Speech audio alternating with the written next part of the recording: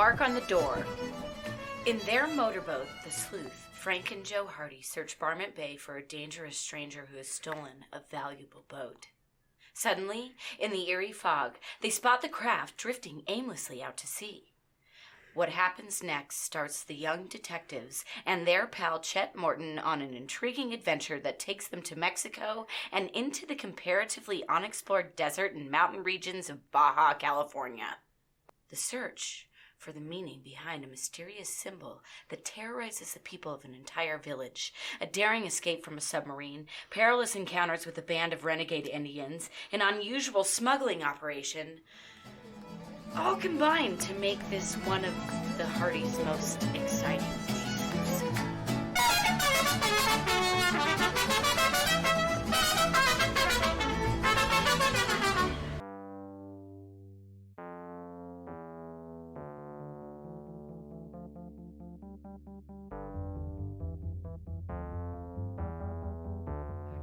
Now that they have somebody to babysit the burrows, Chet just gets left there. Alone. Chunk just gets left. Give him some rocky road. Yeah, exactly, and a big monster friend. That's what he needs. I would love if that became a character. If actually happened. If Sloth showed up in the Hardy Boys, it would change everything. Everything. It's 2018 and everyone gets a podcast. Mine is the Hardy Boys Drinkbook. Each week, I sit down with creative and hilarious people to talk about a book in the Hardy Boys mystery series. Then, we have a custom cocktail to sip while we read. Today, I'm joined by actress Missy Moore, and in the cocktail section, Jack and I are sipping margaritas. It's the 1-year anniversary of the Hardy Boys Drinkbook. Thanks for everybody who's been tuning in, and keep checking back. We have a lot of great content coming up over the summer. Travel down to Mexico, meet an Aztec cult, and sabotage a submarine that you are currently on in the Hardy Boys Drinkbook, number 13, The Mark on the Door, featuring Missy Moore. Hello, detectives. I am here with Missy Moore. Hi, Missy. Hi. Missy is an actress and director and all-around amazing person. Missy, thank you for being on the show. Thank you. So we are reading today the 13th, lucky 13th, book in the Hardy Boys mystery series, and this is The Mark on the Door. Missy, what were your first thoughts on The Mark on the Door? My first thought is, I was like, 13. Goodness, for some reason, I'm that odd person who actually likes that number. Yeah. The Mark on the Door, looking at the cover. The boys are in actually a little bit of a change-up outfit for the Hardy Boys. They're in rough desert gear.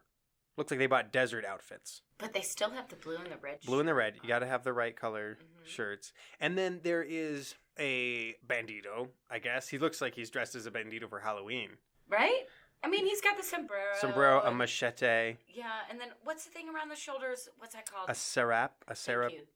I don't know how you pronounce it. I read it in this book a couple times. Serap. Okay, great. Serape.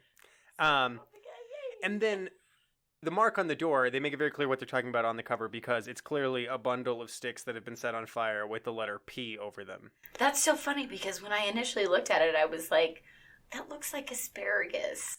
Oh, it really looks like asparagus. That's kind of a little red at the top, and I don't know about, in the P, is that because of what it does? Well, anyway, so that's the cover. Before we get too far into the story, a little bit about the Hardy Boys mystery series. The Hardy Boys mystery books were originally written by Franklin W. Dixon in the 1920s. Franklin W. Dixon is better known as the inventor of mass spectrometry instrumentation, as we all know, obviously.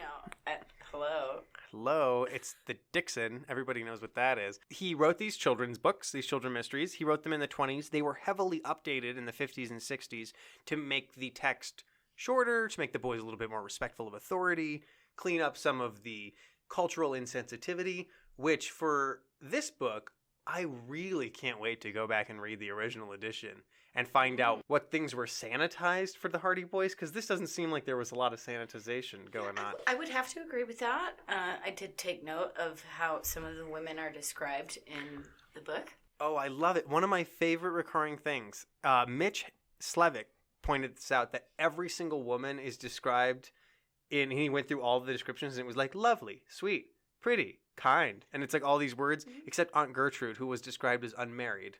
Yeah, there was that. Along with, it was usually two adjectives that lent more towards the physical nature and not the emotional nature of a woman.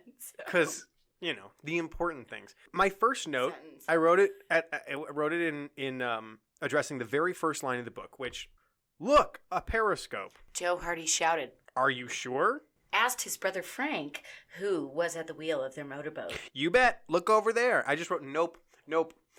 I don't believe, one, where are you? Who are these people? They're in Barmet Bay. Yeah, I say that next, but it's just like any other book would have them be like, they're just going to go out for some other reason, and then while they're on the bay, they happen to see a periscope, and that leads to a mystery. What's the point of all that exposition, though, when the boys can just start it at the periscope? So I was definitely irritated in the first 3 sentences. And the fact that they can see it also is terrible spycraft. If, two teenage boys... They're like, it must belong to the U.S. Navy. But then, it's just the mystery starts right away. And then they get, rammed by a boat? Mm-hmm. Oh, yeah. That happens so much to these boys. Pancho Cardillo you rammed him with the Ira Q, which was rented from Sandy McPherson, the Scottish boat rental guy. The Scottish boat rental guy. Yeah, I like that because they see... He got the short end of the stick, that one. That poor character. He got pretty screwed over. But they see this periscope, and then a boat tries to ram them, and they can tell that the name of the boat is the Ira Q, which they don't recognize. And so they're like, must be a transient, because they know the name of every single boat in the Bayport area. Well, that's the Hardy Boys. Yeah, I guess. And then they can tell that the guy... who's driving it, they're like, he looked like a Spaniard. It must have been the sombrero and the serape. Was he wearing any of that stuff? They said, but no, they immediately spot that he looks like a Spaniard. So they go to check out. So that's a little bit racist. Yeah, that they profiled that guy on site. Right. But then Isn't that illegal? Not in 1958 or whatever the heck year this is. Actually, it was probably encouraged in 1958. I wouldn't be surprised. They go to find out where that boat came from. Why they don't just let it go? I don't know. They're mystery solvers. And the boat has been rented, and the guy who owns it is this Scottish dude, Mr. McPherson. Yar! Like, he is kind of a pirate a little bit. Yeah, he is. And then he's like, no, it was that Mexican fellow. And I was like, I thought he was Spaniard. But I guess he's Mexican, so they were close. But please tell me that when you read Pancho Cardillo, it was like, bum, bum, bum. Yeah, they do a good... I don't know why that particular name. It does. They definitely bestow it with a lot of dramatic weight. Right? Like, this is not who you thought this person was. But what's so weird, and I don't understand how business transactions worked in the past, apparently. But apparently you have to, tell people where you're staying. No, because it's always they go to some store, and they're like the grocery store, and they're like, is there a guy in town with red hair and a beard? I just saw him yesterday. Yeah, he's right over here. He's staying down at this ABCD. Yeah, and so the guy who rented the boat, he's at the Hotel Bayport. Go there. All of this stuff seems so unnecessary to the mystery in general. Very much, but can we also just talk about the timeline of the first chapter? Yes, let's break that down, because it moves fast. It moves very fast, but if we were to actually really logically think about when this took place... it would take a lot longer. Days. Days. Yeah. And days. No, it's one thing, though. It's see the boat, go to the... Yeah, and they can make, quick little calls. Everybody answers right away. They call the coast... Now we're at the hotel. Oh, my gosh. Now we're not at the hotel. We're back at the docks. And all of a sudden, we're in the middle of the ocean. Yeah, it's like a video game. They're blinking all over the place from one interactive thing to the next. When they go to the hotel, they ask for his room number, and they're like, oh, you mean Senor Cardillo. He checked out a few minutes ago, paid his bill in pesos. And you're like, one, that wasn't necessary. But also, no, I'm not going to give you the guy's room number. Who are you? Why would I tell you? Have you... And, are you 18? Oh, yeah. What are you boys doing here? Are you joining Mr. Cardillo?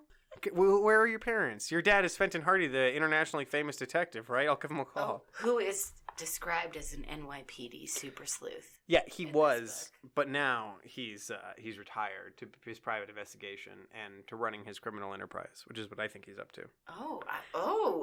Ooh, I like where you're going, Charles. Yes. See, that's my whole fan theory for this whole series of books, is that Fenton Hardy is running a massive criminal syndicate out of Bayport, and that he uses the boys to take down his competition and run interference for the police. Yeah, well, I mean, he has a plane, but we shall get to that. After they go check out the hotel and they come back to the boat rental place, they find the guy, Mr. McPherson, knocked out on the ground. Mm-hmm. It's that fast. So he came back, he took a speedboat, and then I told him no, and that devil said he would take the IRQ anyway. Oh, he wanted me speedboat. That's what it says. Okay. And apparently he had friends with him. Yeah, because he's like Scottish. Wanted me speedboat. So I don't even know if that's right. So at this point, I don't understand what the mystery is. There's a submarine. A submarine. That seems incidental. But then there's it's not even a stolen boat. It was like a rental boat that was treated badly. The next one is the missing witness. Okay, now that's right. There's a third mystery that shows up. All in the first 2 chapters. Oh, the bookkeeper. Oh, yeah, that's right. That's who's missing. So, but I forgot that the boys get knocked out. Do you remember that? Oh, yeah. Beginning, they go out to what? Look for the boat? Pancho Cardillo. Pancho Cardillo sneaks up on them. Miraculously escapes the IRQ after he stole a second time.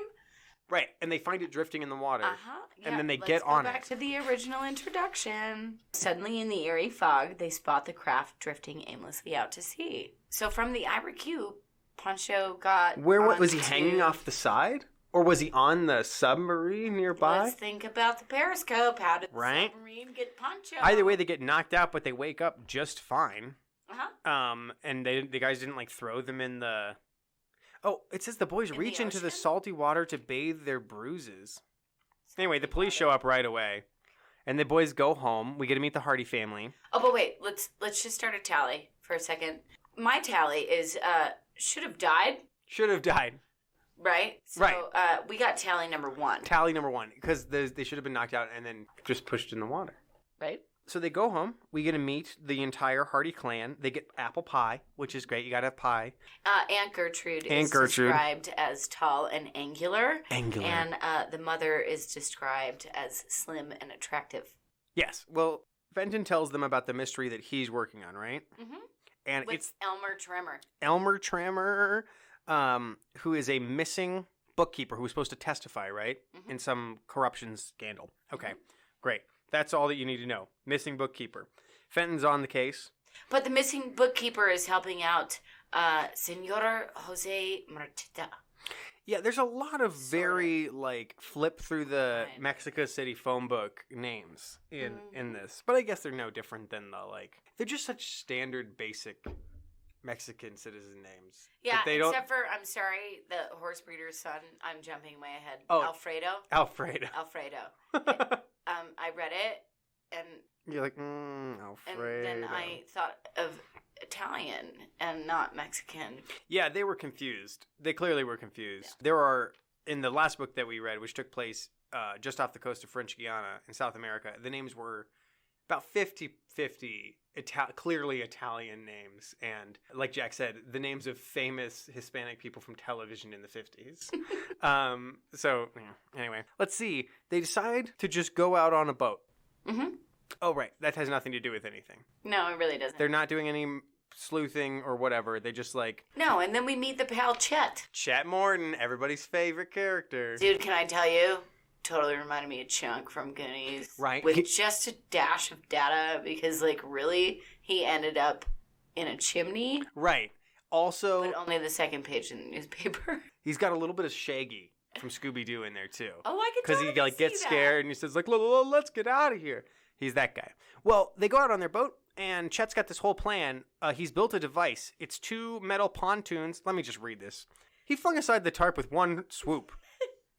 Resting on top of 2 metal pontoons was a bare wooden frame, triangular in shape. At the apex was a delta wing of thin, light fabric.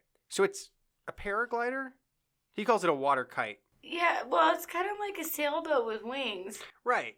But it's like he's going to stand on the pontoon thing, and then as the speedboat reaches high enough speed, it should lift him into the air. The motorboat called Sleuth. The Sleuth.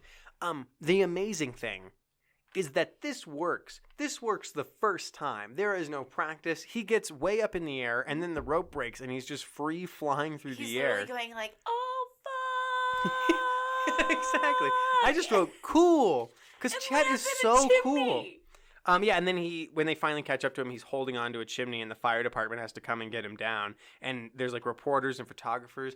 Chet's my hero. That was so cool. He could have died so hard. Totally died so hard, but he only made the second page of the newspaper. Yeah, they make a point of that he didn't make the front page. But, like, he's a good friend, but he's really actually not that cool. No, he's not that cool. Couldn't even make the front page. Again, Hardy Boys, they make the front page all the time. Life lessons, my friends. Life lessons via the Hardy Boys. They find... Oh, okay, that's right. So, why are they looking through a car? Oh, it's like a car that was stolen near the dock. Anyway, whatever. They're trying to find clues on Pancho Cordillo, and it's around the same time as Chet crashes his kite. But they find a ring, and the ring has they say Aztec, I'd say. Yeah, the insignia. Oh, right. And it's the first introduction of the Indian. Oh, the look, Indians, Joe. I should say. Indian craftsmanship, I'll bet. I wrote, what? Right? I was like... Indian craftsmanship. Aztec, I'd say. The insignia was a cluster of faggots from which a flame issued, with a large letter P in the center of the design. Oh my gosh, that is totally highlighted in my book right now because I completely wanted to bring it up. And I have to admit that I had to Google because mine went to the modern day definition of it. Not the bundle of sticks. A bundle of sticks or twigs bound together as fuel. Mm-hmm. But yeah, it makes it seem like it was a much more complicated and terrifying symbol. Yeah, but I mean, it's funny in this day and age when you see the word faggots. Well, in one book, they kept describing an old man who lived alone as queer, a queer old man. And at first I was like, oh, that's funny because like we use that term so differently. But then throughout the course of it, I was like, I think this old man actually might be queer, which is fine. But like they're very progressive and unknowing. But again, the word faggots, I originally thought it was a bundle of asparagus. Oh yeah, you're right. You were really close because you thought it was a bundle of asparagus. Turns out it was a bundle of faggots. Sticks or twigs or cluster faggots. of faggots. I don't know. And then they get home and they find a warning note. Oh, right, because this is when Mr. Hardy is talking to them about his case and about the warning note they just got, but that the Mexican Coast Guard saw a submarine off the coast, and on the tower of it was the symbol of the drug cartel. Yeah. Or whatever kind of cartel it is. Flaming asparagus with a P. Which I'm like, why would you put that on your secret spy submarine? Dum-dums. Hello? Even if the people are out there and they're like, we got to make sure that we deliver this to the submarine. And a submarine surfaces, are they really going to be like, wait, are we sure this is the right submarine? This could be a different submarine. No. But anyway, Fenton lets them know that they need to go to Mazatlan, Mexico. Oh, but... Is that yet? But yes, very, very... But I just have to point this out. This was one of those where I had my first...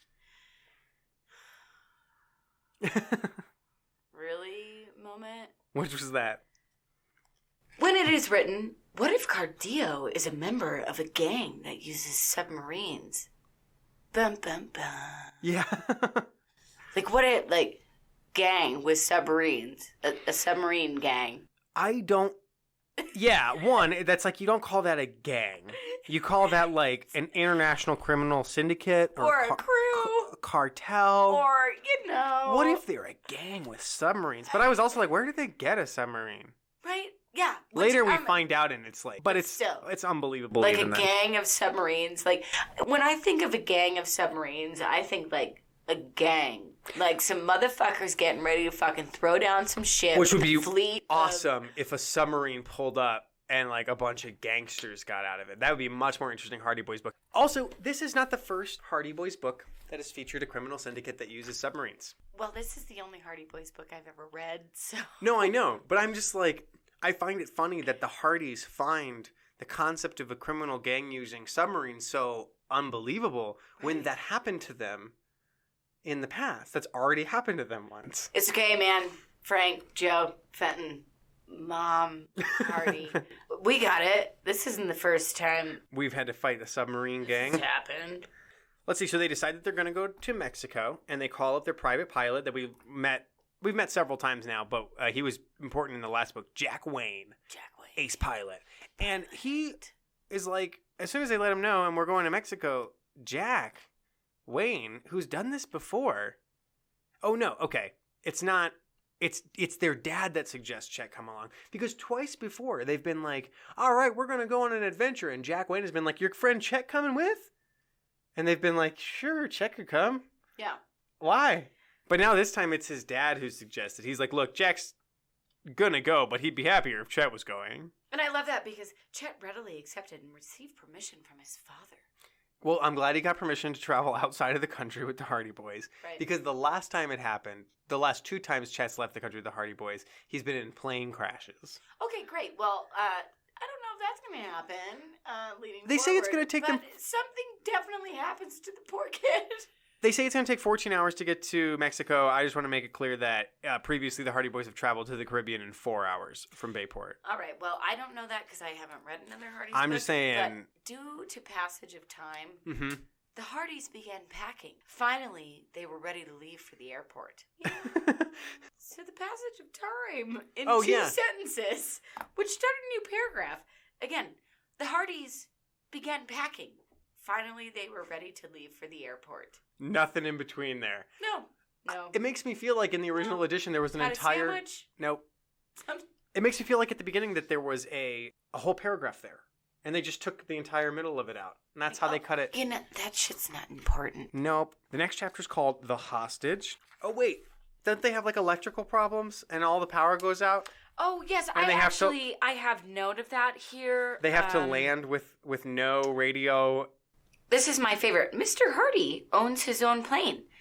He's a retired New York Police Department super sleuth. Who owns a private plane, boats, motorcycles. They have an ice boat. But the plane has an electrical short. Yeah. It's always something. But at least they don't die. They just have to land it. Oh no, they gotta fly out over the ocean and they come see back the coast. under the cloud, something or other. It's one of those, oh God, we're never gonna make it. Oh no, we're good. Mm-hmm. And then they land. But can I digress for a second? As we're moving chronologically through this book. You wrote on the front cover of my copy of this book, thanks so much for being on the show. Looks like a potentially fun and or offensive adventure. My prediction, they meet at least one. What is it? 38. 38. That was actually longer than I thought it would take for them to meet somebody named Juan. Marchetta turned pale. I have already been questioned by members of your consulate in Guadalajara, he cried. I tell you, as I told them, I have no information to give. Senor Marchetta, please be patient, Mr. Hardy replied. We're only trying to help you. If you can tell me anything at all. No, I cannot, the elderly man retorted. You must understand, it is not for myself that I am afraid. I fear for the life of my son, Juan. They have taken away, His words trailed off. He buried his face in his hands and sank into the chair. I like that there's not enough mysteries going on. Now there's a kidnapped boy. Let's see here. They decide to go... They decide to do the classic Hardy Boys sleuthing of just wandering around shouting questions at people until someone responds. Eventually they get attacked by a man with a whip. Because that's what happens when you do that. And so they go talk to this man. They find out his son is missing. They go outside.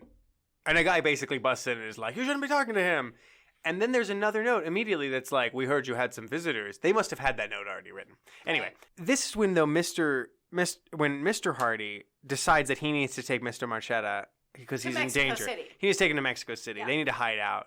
And that's what they do. They make plans, and they're going to go find Mr. Marchetta's wife, who is in hiding. Who is in hiding, and only Senora Mr. Marchetta. Yeah, and only Mr. Marchetta knows where she's at. And the Hardy Boys... He won't divulge that information. But he will to the boys. But he doesn't. He never does. Oh, he never tells him where his wife is? No. Oh, I thought that was the woman they went and talked to later. But that's a different woman. No, that's the one in Senorita. The terrorized village. Oh, the terrorized village. Yeah. Well, but can we talk about this disguise? I just want to talk about the disguise. They come up with this amazing ruse where to convince the criminals that the old man Marchetta has left the house, Frank is going to dress up like him. And obviously we will show a picture of this because it is unbelievably cool. Okay, do you want to read the description of his amazing disguise? All right. In the morning, Frank donned a suit of clothes Marchetta gave him, then ground some white chalk into powder and sprinkled it into his hair. Classic stagecraft, nice. Very clever, Marchetta commented on with a grin. Your hair is now almost as white as mine. Mm-hmm. Next, Frank pulled a bit of stuffing from a worn chair, whitened it with chalk, and fashioned a mustache and a goatee for himself. A straw hat completed the disguise. The Hardy Boys are alabaster white. Let's go ahead and look at the illustration. He looks like Dashing? Dashing. Dashing. He looks like Uncle Sam. Yeah. Like what? No, it's his outfit.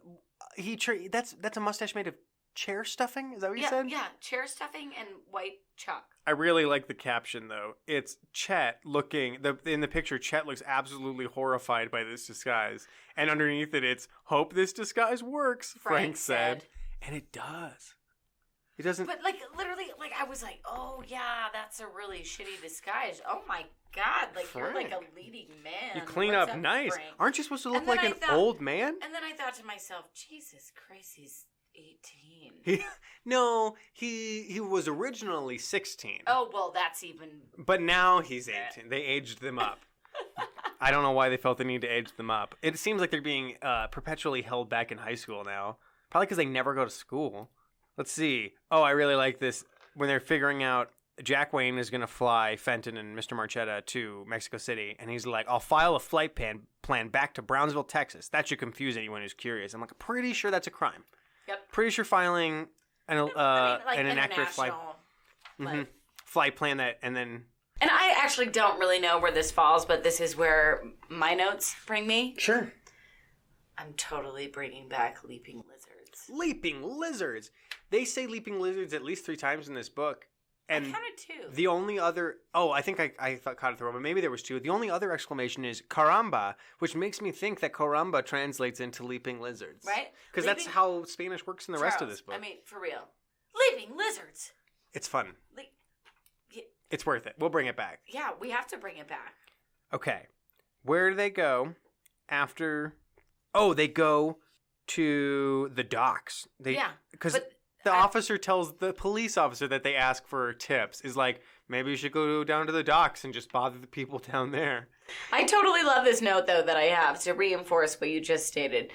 Mr. Hardy flies to Mexico City, leaving 3 teenage boys to hack it out in Mazatlan. Yep. They're fine. They've been through worse. He's left them in worse situations, I think. That's great. This one's particularly bad, though. They find ancillary character that's their new friend for this adventure. His name is Tico. He has all the information they could ever need. He's perfect as an assistant. Tico is the fisherman's son. And by the way, the fisherman's son is the son of a fisherman who spotted a submarine by Mazatlan, Mexico. Yeah, but up the river. The river or the ocean? That's where they go, right? On the boat? Or do they go along the coastline? I couldn't understand the geography, but that is not new. Yeah, no, you never figure out the geography. I think they go along the coastline. Because they're going to a cove. That's right. Yeah. Great. So they take the small outboard motor, a craft, and they're going out to... Tico's totally confident. He's like, it's fine. We're going to go out there. We're going to find this area. A storm happens. And then Tico wrecks his own boat and sinks it. And doesn't seem that... Like, it's okay. But I'm like, that's... For Tico, I feel like that should have been a more traumatic experience. Like, my dad's going to kill me. That's our boat. Like, that's our livelihood. But it's fine. My dad totally sold the submarine that you guys are looking for, and you're perfect strangers. Caramba! So, what chapter are we on? We are just reaching chapter 6, so I think it's about time to check in with our bingo. Yeah, we definitely need to tally up.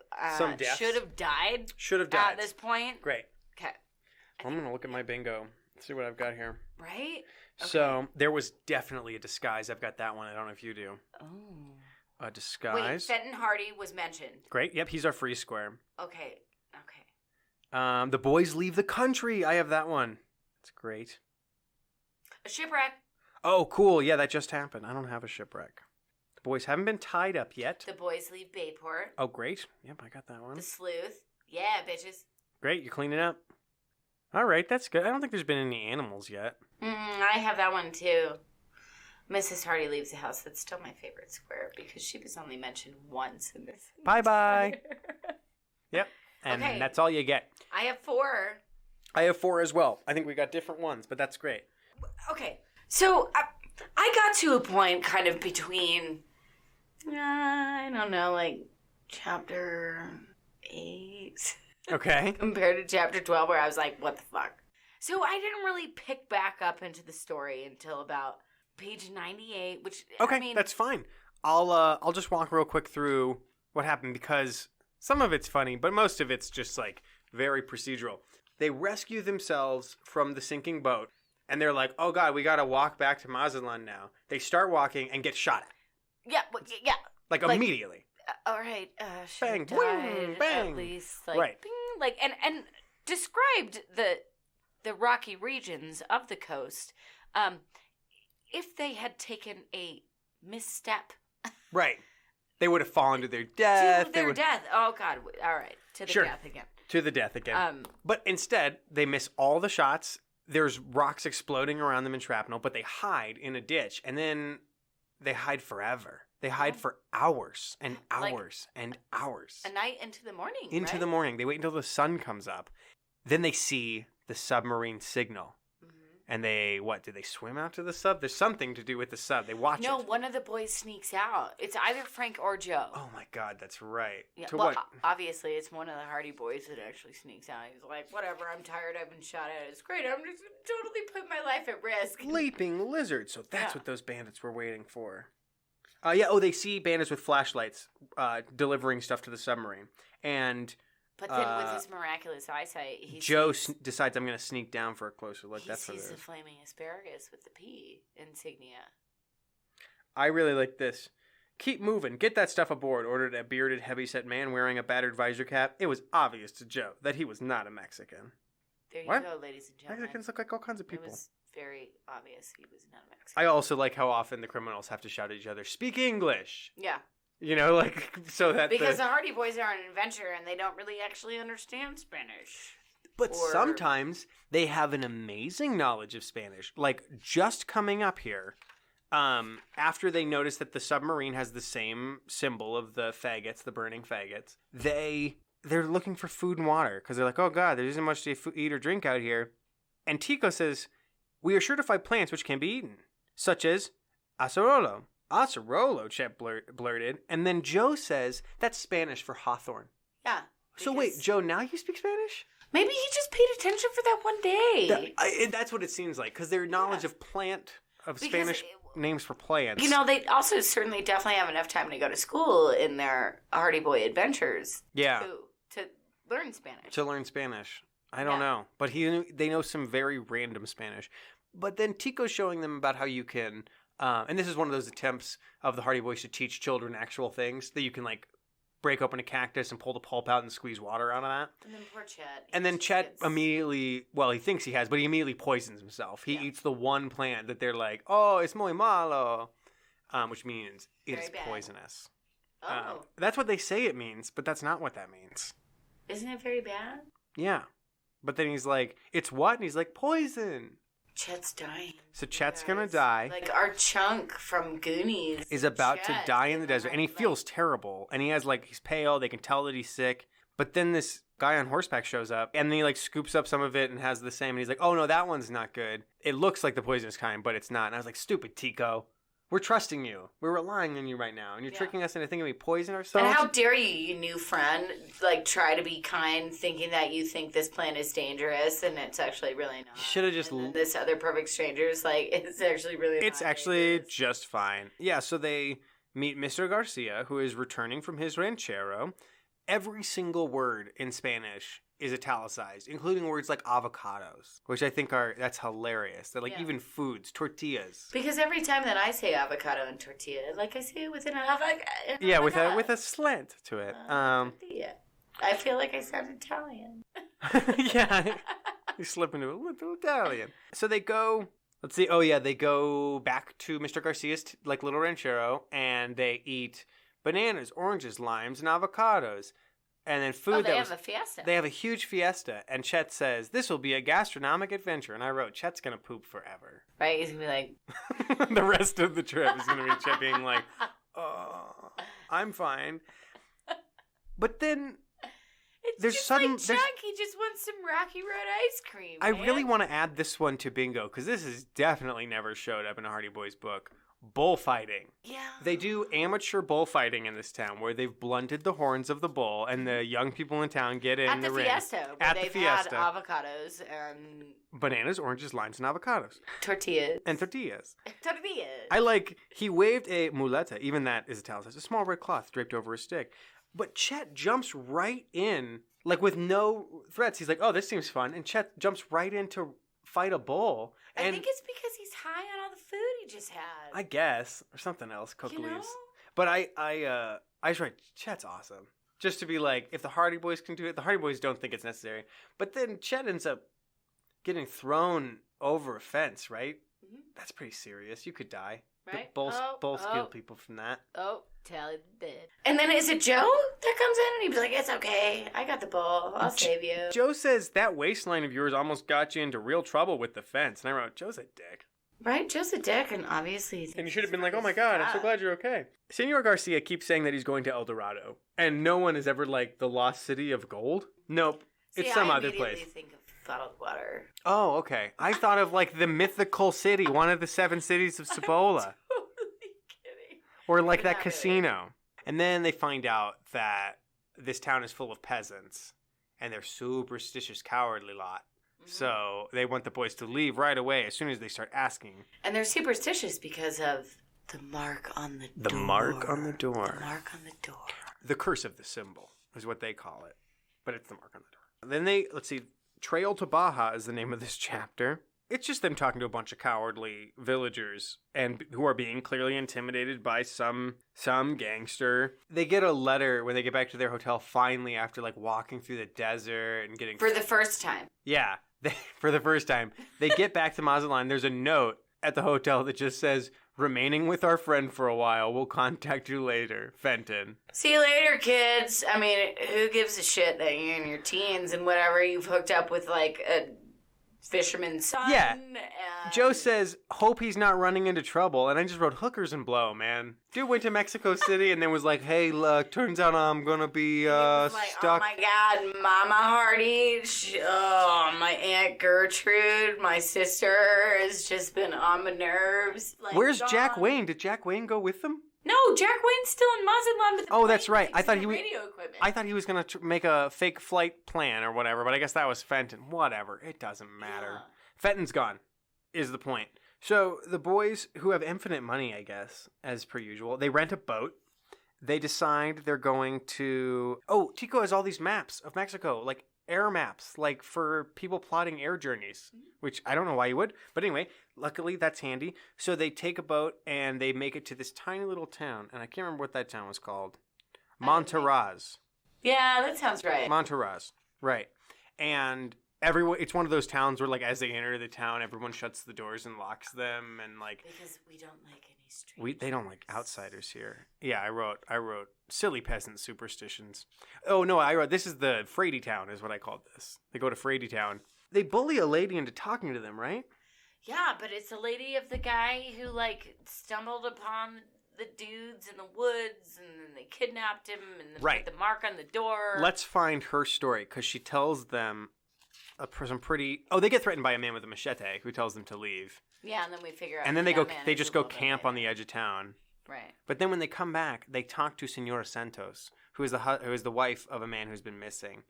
And he says that he see a group of men... Oh, God, I hate the way they write this. I know very little. One night, he returned from hunting trip and tells me he sees something strange in the mountains. What sort of thing, Joe asks. He says he see a group of men walking through the mountains. Many were dressed like Aztec warriors of old days. They were chanting mysterious music. What? Like, one, that's cool. I wish the boys would have seen that as opposed to this happening to somebody else. Mm-hmm. But he was kidnapped, so he never... and then they sent out some friends to look for him. Amigos. They sent some of the husband's amigos out to look for him, and they never come back. I.e. friends. And I'm like, they're dead. They're dead. They went up into the woods. Does anybody die in the Hardy Boys stories? Yes. I think 2 people have died. Let's see. They get some burros. They decide they're going to go investigate where the people disappeared and where the like Aztec warriors and all that stuff. Obviously. Yeah. Sometimes there are little bits of narrative that I actually think are cool. for children's mysteries. So I'm going to read one of these because it's rare, but I always like them. The sound sent a chill through the Hardys. Was this the strange music Santos has told his wife about? More cautious than ever, Frank and Joe crawled on elbows and stomachs. In a few minutes, they had the campfire in sight. Seated around it were 8 men. 2 wore sombreros and serapes. Were not Indians. But the others appeared to be Indians. Their colorful garb looked like that worn by ancient Aztec tribes.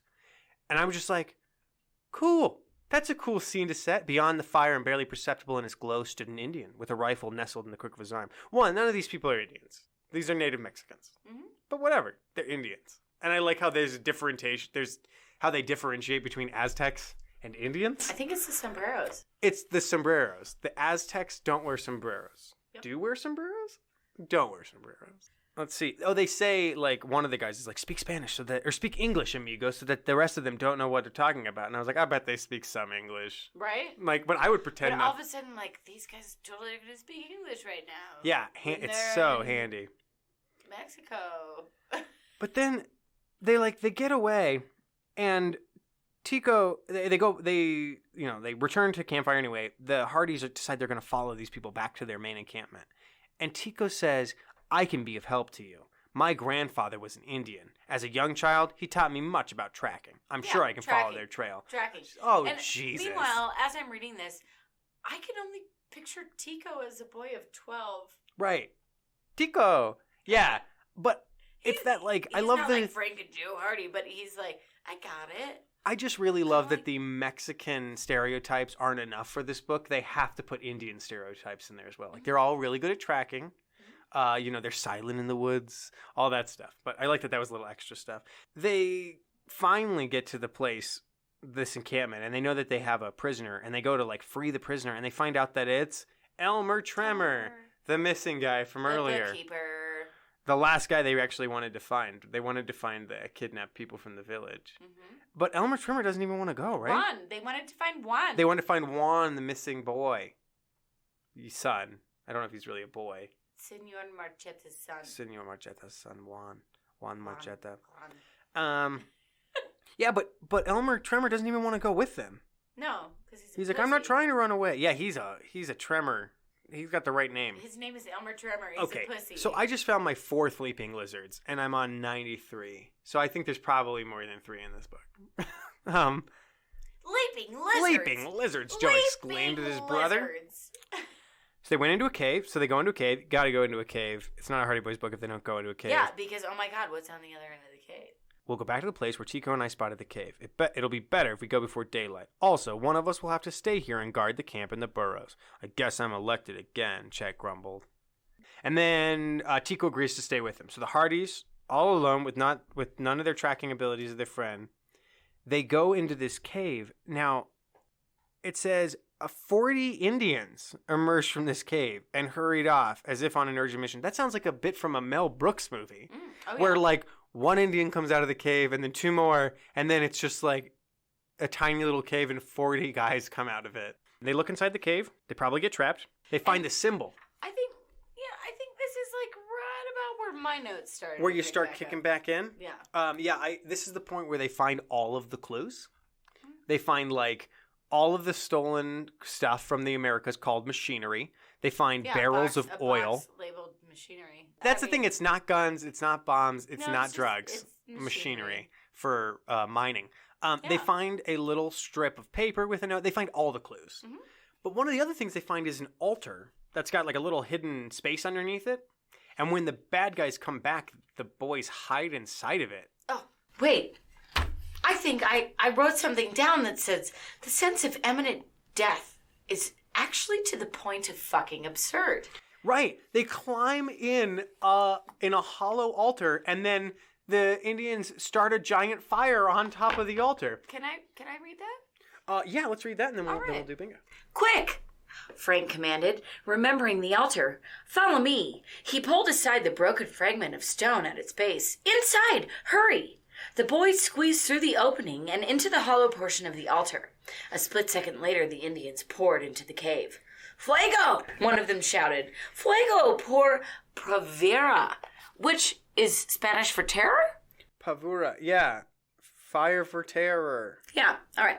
The boys were horror-stricken. The Indians were about to build a fire on top of the altar. "We'll be roasted alive," Chet quavered, Quiet, Joe warned. nudging Chet with his elbow. Frank fully realized their desperate situation. If they leave their hiding place, capture. Yet to remain, destruction. The fire was started, and the boys waited tensely for the temperature to rise. But much to their surprise, the heat was not intolerable. Of course. Frank said to himself. The altar is made out of volcanic rock. It is radiating the heat of the fire too rapidly to get very hot itself, which I expect Joe to go, shh. Frank, shh. Yeah. Quiet. And we'll check in back in with bingo. I don't think I have sabotage. We've had a gunfight, yeah? Well, no. Well, I consider a they've been gunfight. shot at. That's different. They have to have people shooting in the other direction. And sometimes... There was a fiesta. I've had a party. Oh, great. Yeah, definitely. I definitely had attempted murder. Because they shot firearms at them. The boys haven't been tied up yet. Oh, no, yeah, attempted murder. All right. Great. Oh, man, I'm still... A new vehicle? Is a new vehicle as in, like, car only? Or does that include a burro or a horse? Well, that would be under an animal, which I actually have. But a new vehicle, sadly... an animal. Great. Okay. Yeah, sadly, Fenton's plane has been mentioned before. Only once, but they did mention that their dad had a plane. They're like, we would have just used our dad's plane, but he's out of town. And their friends are like, all right, guys. But we've had a boat. I mean, they were on the sleuth. Yeah. And then they were on a plane. But that's when they get a brand new vehicle. Because in the first couple books, they seem to get they got a new motorcycle, and then they got a new car, and then they got an ice boat, and then they got a regular boat, and then they got a plane. So it's just like they always get new stuff. So trespassing into a new county. No, it's not technically trespassing yet. Well, they did break into these people's cave. But then again, those people weren't supposed to be in that cave.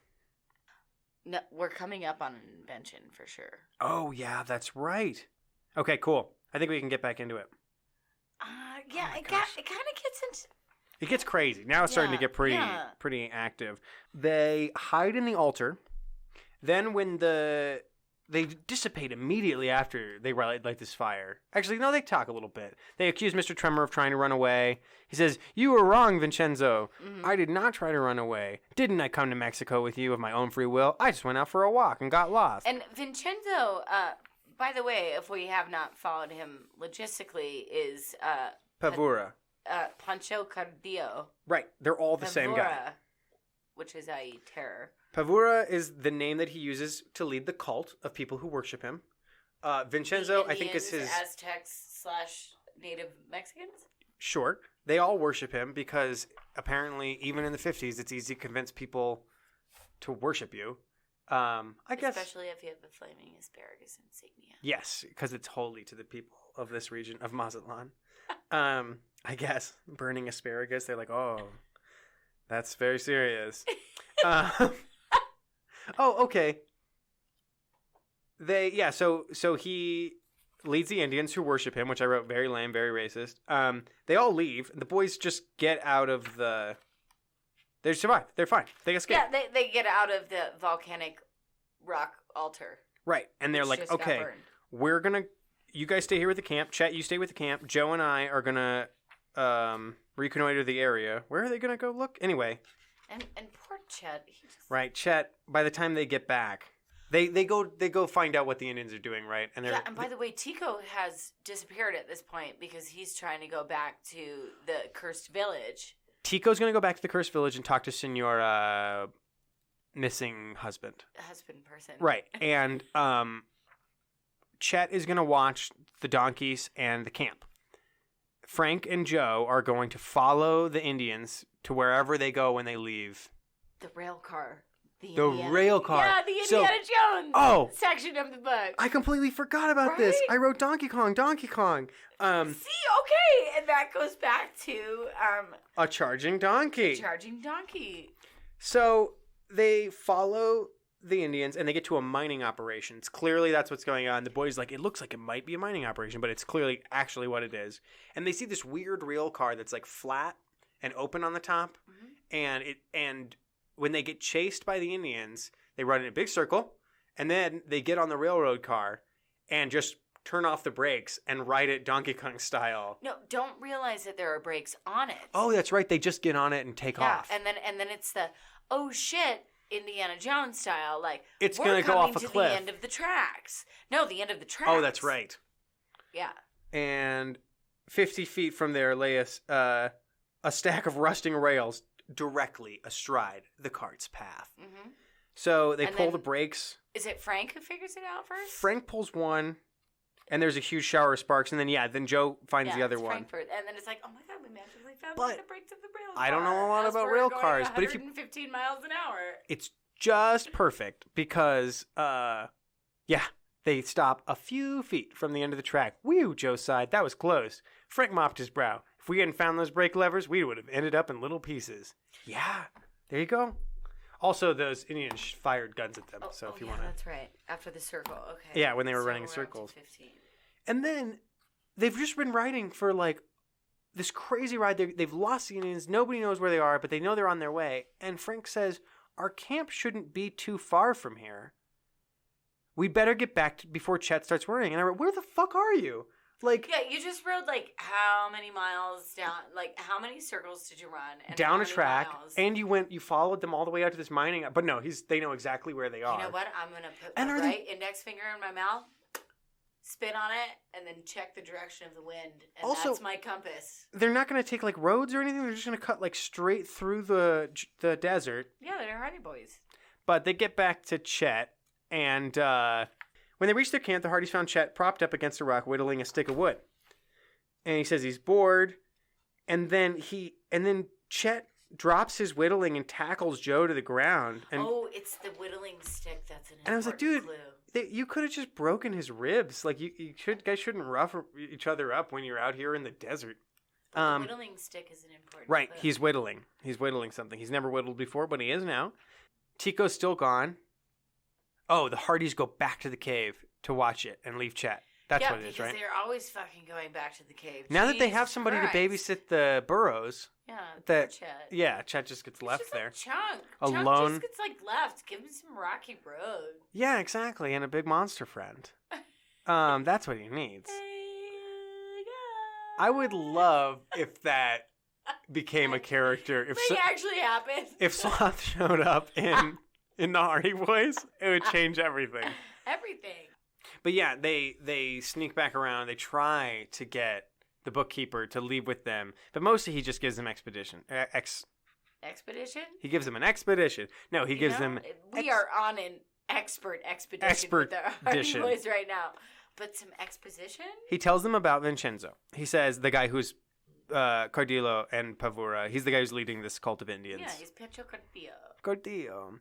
He's a very dangerous man. He leads those Indians under the name Pavura. They're very superstitious and think he's some kind of god. When I first met him, he was the alias Cardillo. The young detectives were startled. Another alias? Yeah, dude, why are you surprised? Yeah. Really? You're the Hardy Boys. Are you that surprised? Anyway, he refuses to come with them. And they go back to their campsite, and Chet is gone. The burros are gone. All their stuff is gone. But they do find the stick that Chet was whittling. Yeah. And then now they're left in the desert alone. In my very logistical mind, I wrote, I don't know if I'd want to go on an adventure with the Hardy Boys as a friend. Chet gets kidnapped, and they leave him behind. Yeah. What the fuck? That's the first thing that happens is like, we must rescue Chet and fast. And then he says, simmer down. Mm-hmm. And then, Frank says, simmer down, let's keep our heads. And then they decide, let's just go back to Monterey and find Tico instead. Let's just totally leave our friend out in the middle of who knows where, Baja, California, to just get our asses stranded on the desert again. Frank is becoming pretty hard-hearted at this point, though. At one point, Joe's like, we got to find something to drink. We're out of water. And he's like, don't think about it. Just don't think about it. Yeah. And you're like, not a good survival strategy. No. But then they do this crazy desert survival skill thing. Please tell me you're on page 114. I definitely am. Because I don't believe this at all. They find a Jeep. Anyway. Yeah. Okay, wait. It must be a mirage, Joe said. Mirage, nothing. It's a Jeep, Frank observed and hastened to it. This thing's as hot as a griddle, Joe remarked as he touched a portion of metal exposed to the sun. Looks as if the driver got bogged down in the sand and had to leave it, Frank said. This thing must have been here for months. On the rear floor of the vehicle, Joe found several wrenches wrapped in a plastic sheet. If only we could squeeze water out of these, he commented, trying to force a smile. He flung the plastic aside. Hey, wait a minute, Joe commanded. Don't throw that plastic sheet away. It might be the answer to our problem. Joe eyed his brother curiously. He retrieved the plastic sheet and handed it to him. Yes, this might do the trick, Joe muttered as he examined it. Are you sure the heat hasn't gotten to you? Joe asked. I'm fine. I just remembered an article I read some time ago in a science magazine. It described a water generator that used a plastic sheet, just like this. Joe's eyes widened. Say, now that you mention it, I remember you showing me the article. You start by digging a hole 3 or 4 feet across and about half that deep. Then you spread that plastic sheet over it and set a stone in the center. This causes the sheet to sink and form an inverted cone. Exactly, Frank replied. It's based on the principle that even the driest soil contains some moisture, and as the sun evaporates it, the water vapor condenses on the underside of the plastic sheet. The droplets then begin to trickle down to the point of an inverted cone and fall into the container. Why are we talking about it? Let's just do it. Right. But also, what I don't understand about this, and they do it, they make this thing work. What I don't understand is that Joe has no idea what he's talking about. And then the moment he's like, you can make a water generator, he's like, oh, right. And I remember exactly the dimensions and the process of doing that. And let's not forget that they've been wandering in the desert for the second time. So they are not thinking straight. They make this thing, and they end up over the course of how much time? After several hours. So like 3 hours. According to experiments, about a quart is produced every 12 hours. But we should have enough water to quench our thirst long before that. I have seen Les Stroud do this on Survivor Man. You don't get that much water. It's a very small amount of water. And I just don't believe that they got like, well, there must be at least a pint there. Mm-hmm. Finest water I ever tasted. Dirt water. Yeah, watering in the desert. Got it enough to continue traveling. Yeah, they're fine. They get to the town, right? No, they get to a campsite. And they think about being like, hey, let's go ask those guys for help. And then they overhear radio, right? No. Oh, yeah. They overhear, thank you. They overhear the radio. Because they're going to ask for help, but then they overhear them talking on the radio, and they're like, oh, my God, they're talking to Vincenzo. He has a string of men spaced just within range of each other, extending from the headquarters of the village. This is how they figure out the communication from the village all the way to the cove where the submarine is, and the caves with the Indians and the stuff. I like that Joe has the idea of like, let's knock those guys out and steal their clothes, which I think is what his plan is. He's like, why don't we just grab those guys? And then Frank's like, no, that would cause a break in the chain. And then Frank's thinking a little more ahead. But Joe had the classic idea. Let's not forget that Chet has disappeared. Yeah, Chet's still gone. Tico is nowhere to be found. Yeah. Oh, yeah. They're all gone. Fenton Hardy is in Mazatlan. When they get back to Monterrey, he's in Mexico City. Oh, yes. Thank you. Yeah. When they get back to Mazatlan, they... After they get back to Monterrey, the Frady town with all the scared people. Okay, they get the fucking necklace to get the fucking dog, like the horses. Oh yeah, they talk to Senora Santos, and she tells them that Chet and Tico, No, Tico never made it. Tico never made it, and they think that he's been captured as well. Yeah. So she gives them a necklace, like a heirloom, a locket, right? To give to her uncle. Right, that's what it is. She's like, I have an uncle outside of town, and you can. It's a cinch we can't go to the authorities. That was another one that he kept saying. It's a cinch we can't. I was like, stop saying that, weirdo. Yeah, well, also because the town is like in terror because of. If you go to the authorities, they will report you to the criminal syndicate probably. They need supplies because they have none, and he's like, "Oh, I'll give you food. My husband has things to make camp. Take whatever you need." Horses, everything that they need. Yeah. So they go to the uncle. To the cove. He doesn't speak any English, but they give him a note in the locket, and immediately he loads them up with like horses. The Hardys mount and rode off, smiling and waving their thanks. It's so like a video game. They've had all of their things taken away. No, but I have a little bit later. What happened to the horses lent to Frank and Joe? Oh my God! Left tied up at some makeshift camps in Baja. Did they just leave those horses to die? Yep. They definitely did. Oh.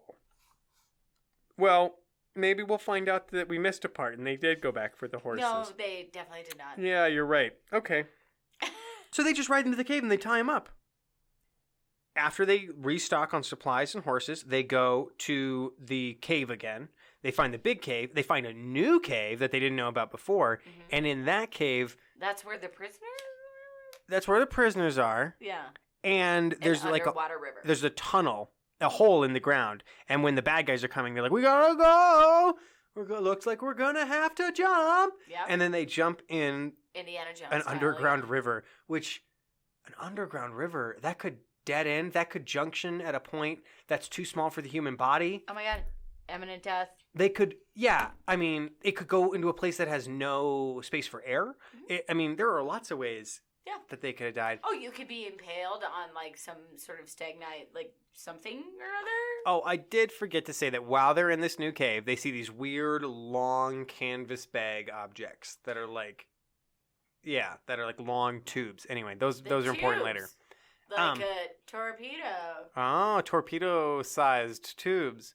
Yeah, and as they're riding through the underground river, they see sunlight, and they're like, yay! And then they realize it's a waterfall, which is definitely making it into bingo. Yeah. Waterfalls, that's never happened before, and that's awesome. There was a frozen waterfall at one point, but they didn't have to, like... All right. We literally have to read. Okay, let's do one last bingo check-in, and then we'll be on the final stretch towards the end of the book. Secret passageway. Gunfight? Probably, yeah, I'd say secret passageway. I don't think they've had a picnic yet because it's been camping. No explosions yet. The Queen is the name of Chet's car. He's got a beautiful bright yellow jalopy called the Queen. That's amazing. All right, I don't think secret codes either. A new vehicle? We haven't had a fist fight yet. No fist fights, really? Nope, not yet. That's amazing to me. No, it all happens here at the end. Oh, all right. We have had an invention. What was the invention? The plastic water contraption. That's right. That's more of a contraption, but I will give it to you. That's an invention, though. I don't think they invented that, though. That was a thing that already existed that they knew about. Sometimes they'll have things in, like one book had a walkie-talkie that a scientist made who could talk to anyone on the world. That's an invention. All right. You're right. Yeah. Okay. Treasure, made-up country. Trespass. They've trespassed now at this point. Yeah, I think several times. Okay. I'm not winning with bingo. Actually, we can give you ghost because ghost is in quotes, and it's anytime that a character thinks something is ghosts or spirits, but it's actually something else. And that lady thought, and the people in that town thought that the Aztec warriors were the spirits of Aztec warriors. That's one of the things they talked about. So that's a ghost if I ever heard of one. Shebang. I have this noted coming back into this story. Yeah. Really? The entire time. I wrote, wah? No effing way. All over this thing. So, all right. The swift current tumbled the Hardys towards the river's drop.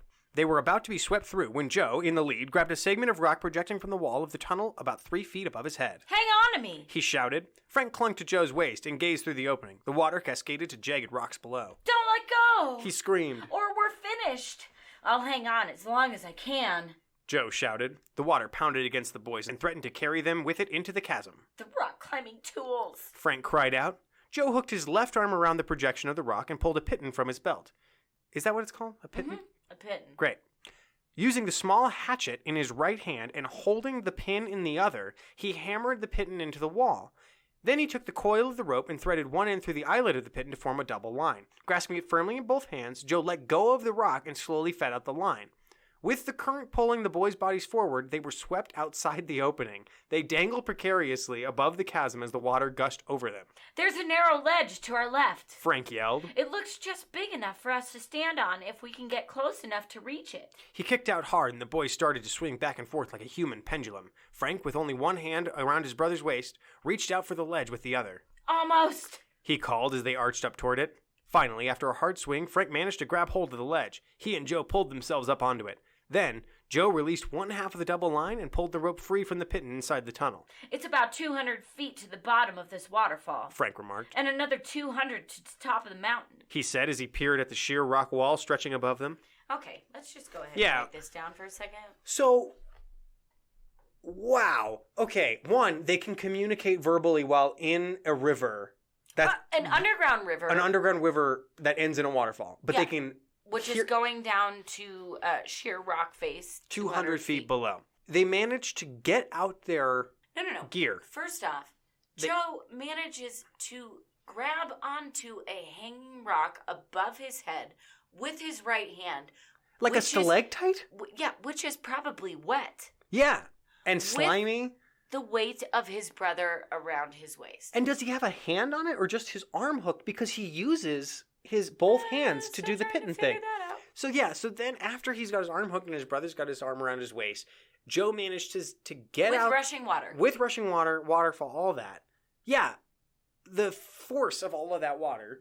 And then how many pounds per square inch is that? And then they get out their equipment, and he manages, though, to use one hand to hold the thing still and the other hand to tap it with a hatchet. Mm-hmm. How? A pitton and a hammer. Right, but then he's still got his arm. With his brother. And his arm around the thing. Waist. And then he thread the thing, and then he lets go so that they can just dangle. Mm-hmm. And then I don't understand Which is literally like, is that pitton attached to a carabiner, and is the carabiner holding what would probably be almost equivalent of 400 pounds of weight? Right.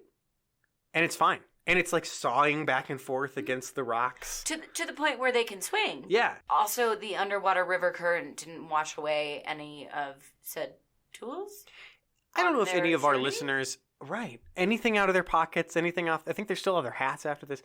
If anybody has ever been near a waterfall or maybe even seen one on the television, you will know how loud waterfalls are. Mm-hmm. I love that they're able to stand right next to a waterfall and have a conversation. You got it. And then what? Then they have to scale 200 feet of rock face. Mm-hmm. No problem. Yeah. Not a big deal. All right. Okay. So I think that's like 1, 2, 3 marks on our eminent death should have died. The thing that is so frustrating to me about that, and I want to make sure that I didn't skip it. They get to the top of the freaking cliff and are immediately captured by the bad guys. So all of that adventure was for absolutely nothing. And then it seems like they're actually going to get tortured. Like they're going to put a coal, or a hot brand. They're going to brand Joe on the face. Yeah. But then, they get a lot of tips from the prisoners. That's part of one thing that happens, is that they just talk to a bunch of prisoners. This chapter is called The Hot Melee. Yeah. Don't Urban Dictionary that. You don't want to know what that is. Serve up a hot melee. I don't want to have to come up with what that is. I had note of this, though, that because this adventure has gotten to be very, very intense, like people dangling from rock faces and waterfalls and gunfights and everything else in between. On page 139, for those listeners that are following along, they talk about Chet fighting.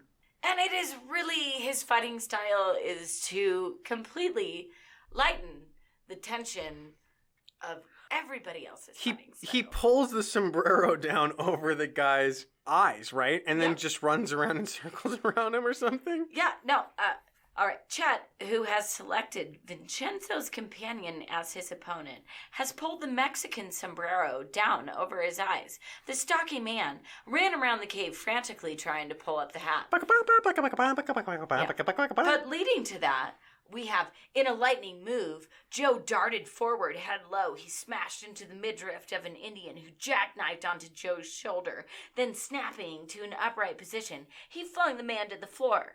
Then we have Frank caught the second guard squarely on the chin and knocked him unconscious.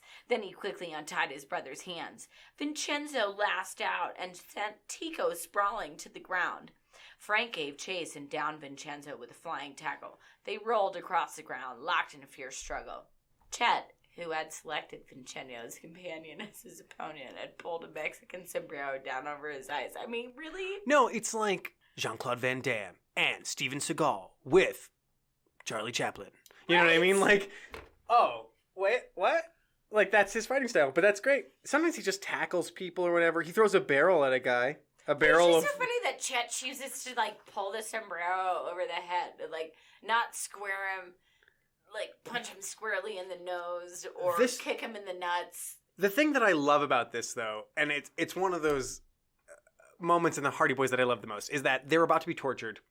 Guy's got a hot coal or a brand that he's taken out of these hot coals. He's going to burn Joe in the face. And rather than allow it to happen or wait for a rescue, everyone just freaks out. Joe just beats the crap out of the guy who's trying to. And part of their plan is Joe picks up a barrel of oil and just starts a massive fire. Yeah. Which I was like, whoa, what? Okay, so now they're in a cave, a giant cave. There's a huge roaring fire. He smashes into the midriff of the Indian who jackknifed onto Joe's shoulder. Like, he just, bum rushes him. Yeah, they do. Now, I've talked about this before. I'm pretty sure the Hardy Boys share a room because they've talked about that before. And I think that they lay in their beds at night in the dark and talk about things like, okay, let's say that we're tied up in a cave and there's some cultists and there's a big fire, right? And they're gonna throw us in the fire, or maybe they're gonna cut our hands off or brand us. What do we do? And he's like, okay, you wait until you're just about to be branded, and then you jackknife him in the stomach. Then I'm gonna charge him. But they've got plans for every situation. And then all of a sudden, my right elbow is gonna go into the left jugular. Chet's gonna pull the sombrero down over his eyes. But they get trapped and they realize they can't come out. So eventually they realize they just have to come out, right? Yeah. Well, there's a lot of that. And Vincenzo says to them, "You're too troublesome to be kept here. I shall have you all sent to a place from which you will never escape. You're going to take an undersea voyage." And I wrote, dude, you could have killed them so many times. Nobody believes you're going to kill these boys. You have lost all authority, all believability. Well, and he ran away from the initial... And he ran away. Yeah. So it's hard to take him seriously as a threat at this point. But then he's like, oh my God, wah ha ha ha. To the submarine you go. Which is pretty great. I was psyched that they got to get on the submarine. Yeah. They find out that those weird rubber-coated things in the cave that they found were dracones, which are just, I don't know if these are a thing that are commonly used anymore, but it seems like the absolute worst idea ever. The idea is that you fill giant nylon bags or canvas, coated nylon containers with oil, tens of gallons of oil, and then you tow them behind a submarine through the open water. And I'm like, it just seems like those are guaranteed to get sliced open and just leak oil. Yeah, whatever, though. It's just oil in the ocean. We would have the pictures of the... Sorry, what? We would have the pictures of the ducks, Right. That's no bueno.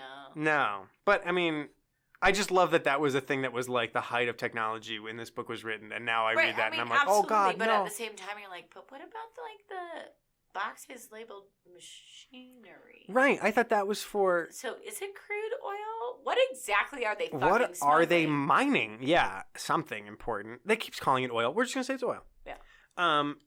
Let's see. They're loaded on the... Frank realizes that he knows what the dracones are because he read an article. Joe's widened. He's like, you're right. That must be it. I recall you showing me an article about that several months ago.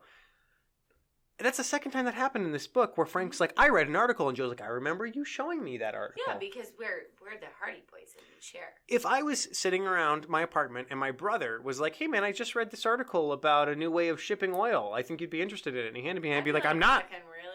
I'm not interested in this in any way. Nope. Same thing about that stupid desert water thing you tried to get me to read. I don't care. Right, with the headlight and the wet and the... So now they're riding away on the submarine, right? Yes. Where they put the narcoleptic guard? Well, the narcoleptic guard, but this is my favorite. Does Chet have a lisp? Why? What does he say? Or is tub slang word for sub? On 146, but the door's locked, Chet said in a hushed voice. We can't break it down. Every crewman on this tub would hear us.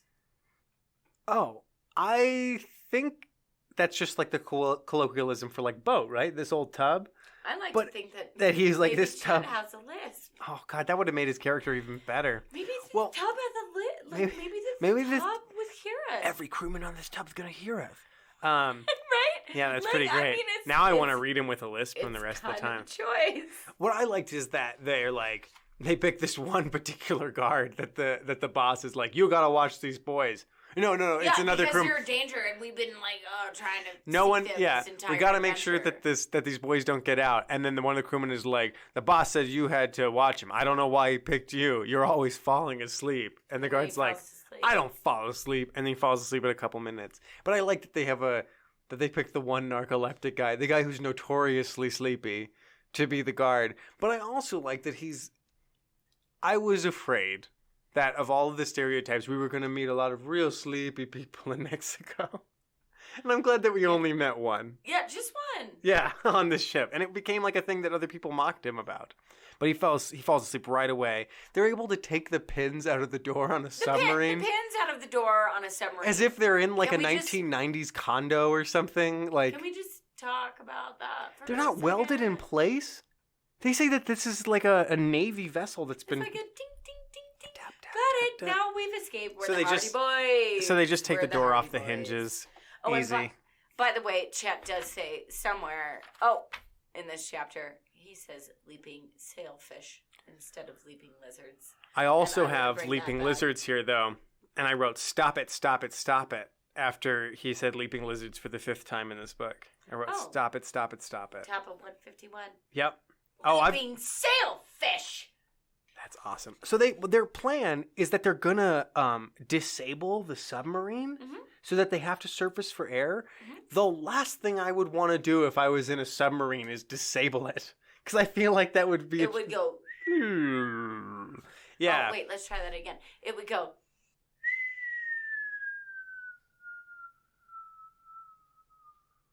That's the one. That's the one. Blub, blub, blub, blub, blub.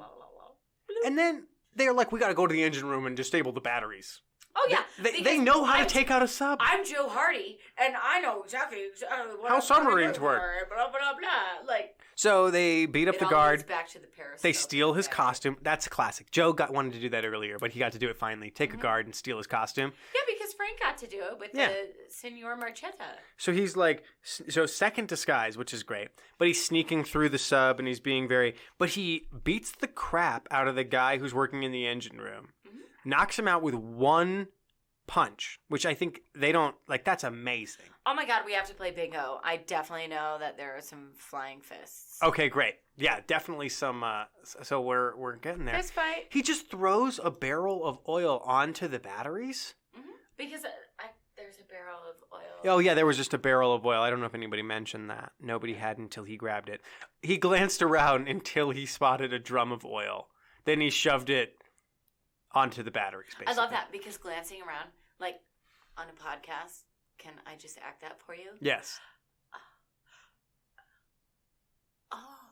Yeah, I imagine that he started in one corner of the room, swept the room once, there was nothing, swept the room again, there was nothing, swept the room the third time, barrel of oil. Yeah, exactly. And it's like Scooby-Doo where there's like a bunch of barrels, but the barrel he picks up is colored different from the other barrels. Then it gets, I didn't think it could get crazier. Torpedo tube. So now the ship is freaking out, everybody's like on the ship is panicking, the boys have only one chance to escape, and whose idea is it? Joe's. Oh, okay. Frank immediately sensed what his brother had in mind. I wrote, no, you don't mean the torpedo tubes. Why not? Joe insisted. By now we can't be too far from shore. I'll fire you fellows through the tubes. I understand there's nothing to it. What? Why would you know anything about this? But it means leaving you behind, Frank retorted. Nothing doing. Don't worry about me, Joe replied. I'm sure I can get away. They're From a so submarine confident. in the middle of the ocean, and I literally wrote this. Threw the book down when they escaped the sub by being shot into the ocean from a torpedo tube. Yeah, they get in torpedo casings? Is that what happened? Because... Maybe? Or do they just get... I think what would actually happen if there was no torpedo in a torpedo tube and you put somebody in it... in the fucking ocean. Right through the propellers. Right, you're like, yeah, you're mouthful of ocean water. Like, and you're like way under the water. But no, they fire each of the boys out of the torpedo tubes. I got all at once. Yeah, all in one torpedo tube. Okay. That's right. They all climb in together. Oh no, here's what it is. Yeah, Reluctantly, Frank, Tico, and Chet selected one of the 4 torpedo tubes and climbed inside. He slammed the hatches shut and fired. By the way, Tico was found. Oh yeah, and Chet. We picked that back up. Back when they got kidnapped. Right. I'll go back and address that. But when they got kidnapped, all the other kidnapped people were there as well, so they reconnected with them. And Joe charges through. He flattened himself against the bulkhead adjacent door. A bunch of people run past him as they're very hiding in a small doorway. And then he starts talking to himself. He's like, "Take it easy. Don't look suspicious. Oh, shh, don't talk to yourself." Like a crew man. Oh, I'm so cool. And he's easily 20 years younger than everyone else on this ship and white. That doesn't matter. So he climbs out once they surface, he climbs out on the deck, he gets onto the conning tower, and then he dives into the water and manages to find the torpedo boys, right? When he gets up onto the beach, he starts shouting their names. After, who was it? Chet? Did he have a mouthful of water? Or Tico? Oh, that's right. One of the two. Chet just swallowed a bit too much. He almost drowned. Are you fellows okay? Just fine. Speak for yourself, mastermind, snapped Chet. So being shot out of a torpedo tube is easy, you said. Next time I'll try it from a cannon. Chet swallowed a little bit too much water. He's okay. Yeah, So he's fine. we rode on one of the Dracones for a few minutes till he got his breath. Then we swam ashore. Everyone's fine. Yeah. And they met each other within minutes of getting to the shore. Yeah. So all of that is insane submarine escape. And then, what, did the cops show up? The Mexican army. Mexican army. Jose Arandas. The helicopters. Oh, right, because This is when I started to go. Isn't it over yet? Which is weird because they do one of the strangest things ever. They're trying to track down somebody in the spy chain, the radio spy chain, and the way they do it is they use Arandas' walkie-talkie, and then they make... Sorry, I'm trying to figure this out exactly right, because it's so freaking weird. They improvise a directional antenna from a length of wire and attach it to the radio. That should do it. That should do it. So then they ride around until they get the signal of one of the spies, and they mark it on the map where they were. And then they go to another area and get a signal from the spies, and they mark that on the map. And then they use those radio signals to triangulate the location. They do this over the course of like 5-6 minutes. Yeah. Hey, man, it's like when what? did you become motherfucking MacGyver? Yeah. Oh, so the Hardy Boys have never triangulated radio signals before? Of course they have. You just didn't see it. But no, it takes them... Definitely not before book 13. They draw a rough sketch of the village to scale. Mm-hmm. Mm-hmm. They do this all in minutes. Mm-hmm. They're kind of idiot savants. I really like this, though. It was already dark by the time Tico returned with the soldiers. The Hardys told the lieutenant about their discovery, and I wrote, he did not believe them.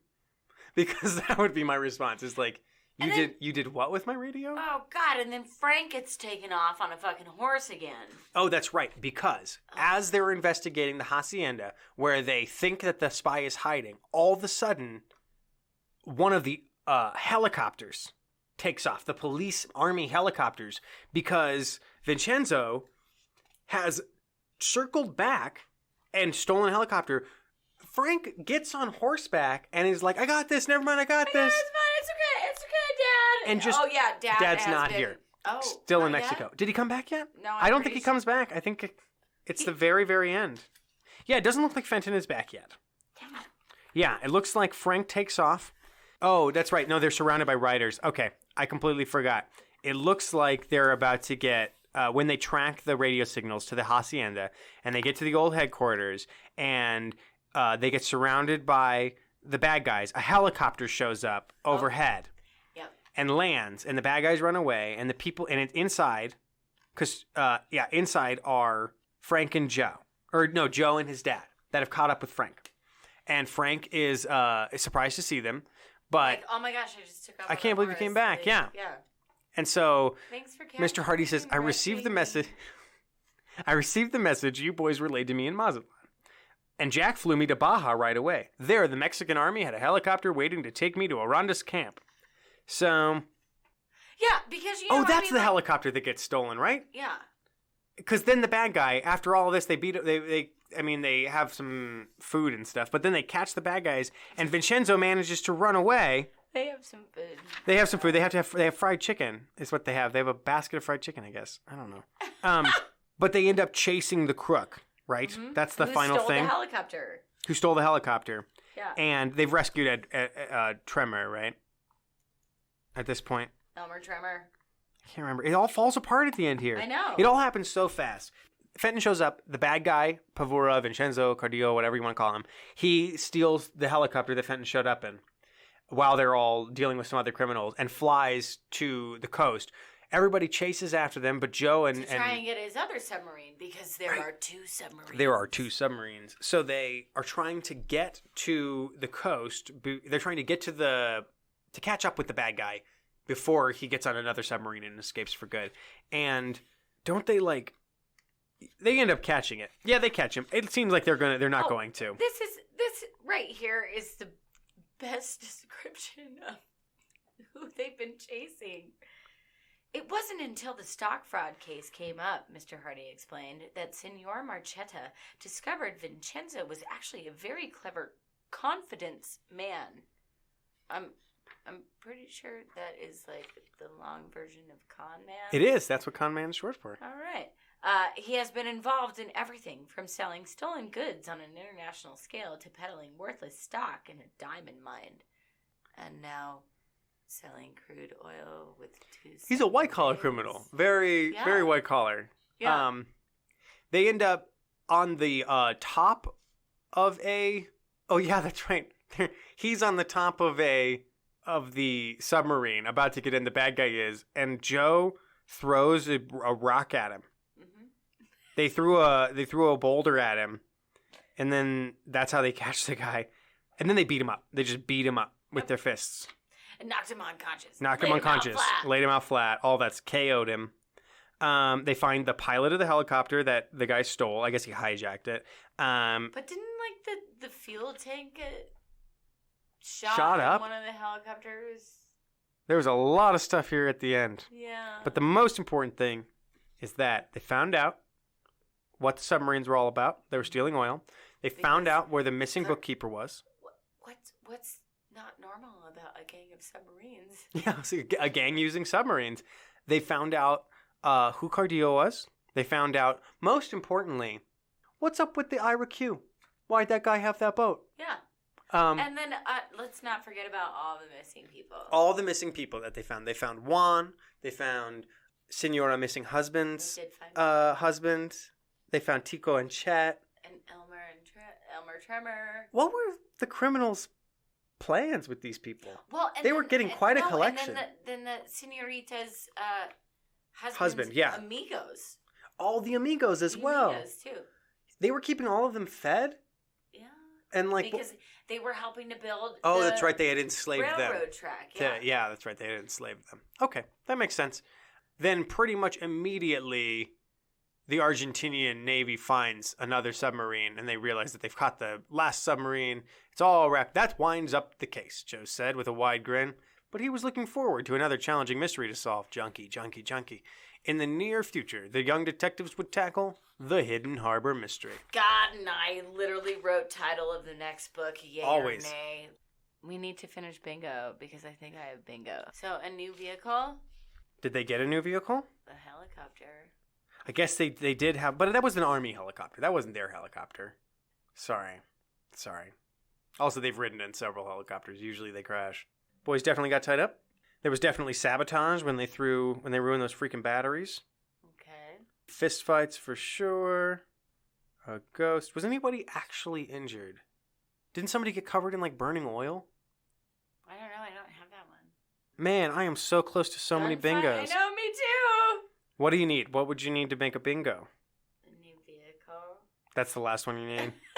Not in this one. I'm sorry. Damn it! So close, but no cigar. Or Mrs. Hardy leaves the house in a gunfight. Well, there was definitely a gunfight between the Army and the crooks.